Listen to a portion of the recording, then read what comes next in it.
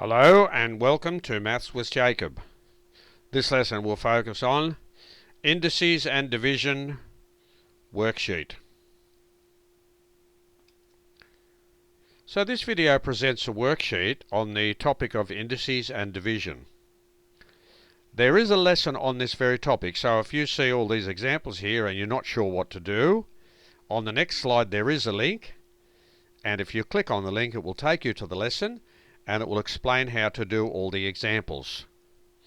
Now basically in the lesson we looked at this example or something similar and we explained that when we're dividing two terms together, so a to the power of 7 and a to the power of 3, they are the two separate terms.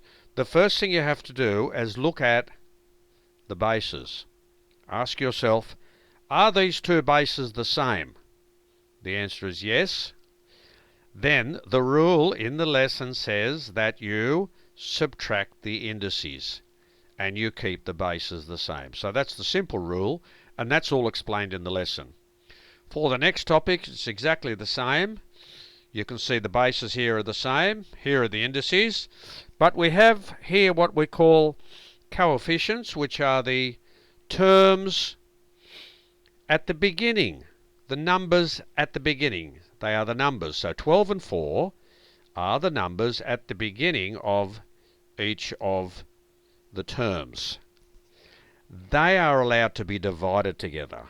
Because they're numbers, 12 divided by 4, you can divide those. So don't get confused. You don't subtract the 12 and the 4. They're not subtracted. The only thing you subtract are the indices. For the next example, you can actually have as many letters as you like.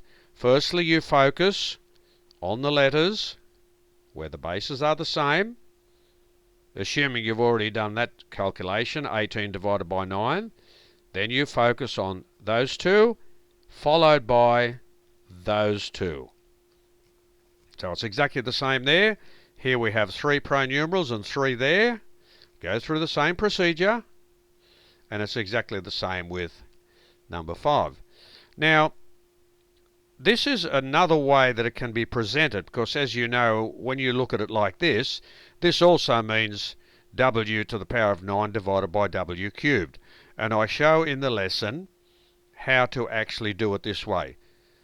Only because it's another way of doing it, I've actually presented the sums or the exercises in this manner, because they can be solved using another approach, and that's the only reason I've written it this way. If you need clarification, just go to the next slide and click on the link, and the lesson will show you how to do all these types and all those types.